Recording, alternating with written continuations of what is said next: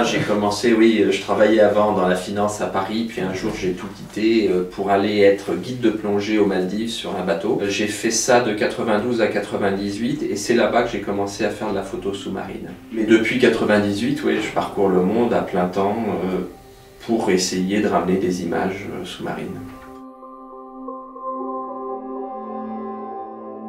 C'était pas mon premier voyage en Polynésie, mais c'était le premier voyage à Rurutu, oui, que je connaissais de nom depuis au moins 10 ans pour les baleines, parce que voilà, c'est un haut lieu de la baleine dans le monde. Alors il y a notamment les grottes, il y a des paysages karstiques de l'île, c'est né il y a 12 millions d'années d'un soulèvement volcanique. Les gens, ils sont pas nombreux, ils sont 2000 habitants sur cette île, très sympa, très accueillant, mais ce qui est intéressant, c'est de voir de quoi ils vivent, comment ils vivent, et ils ont pas mal d'activités. Alors bon, ils sont autonomes, ils pourraient se suffire à eux-mêmes, ils cultivent tout, ils élèvent pas mal de choses. Il y a de l'artisanat, il y a des pêcheurs, enfin c'était sympa de les voir.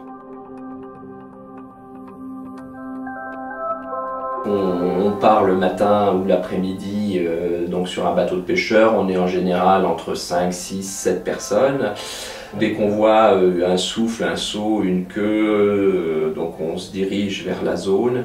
Et tout l'art de l'observation des baleines, c'est l'approche des baleines. Il ne faut pas foncer dessus comme un cinglé pour les faire fuir. Faut savoir attendre, juger le bon moment pour se mettre à l'eau, au moment où elle se repose, où elle est immobile, parce qu'il ne sert à rien non plus de se mettre à l'eau au moment où elle trace la route. On n'a aucune chance de les voir, et plus on va la harceler, plus elle sera fuyante, et là c'est foutu. Alors une fois dans l'eau, on est à la surface de l'eau. Il y a une réglementation très stricte vis-à-vis des baleines. On n'a pas le droit de faire d'apnée, on n'a pas le droit, encore moins évidemment, d'y aller en bouteille ou quoi que ce soit. Donc on est en Palmas Cuba à la surface, et c'est plutôt la baleine ou les baleines qui viennent à nous. Il nous est arrivé de passer un quart d'heure au-dessus d'une baleine qui était à 25 mètres, qu'on distinguait à peine, et il fallait saisir le moment où elle remontait respirer.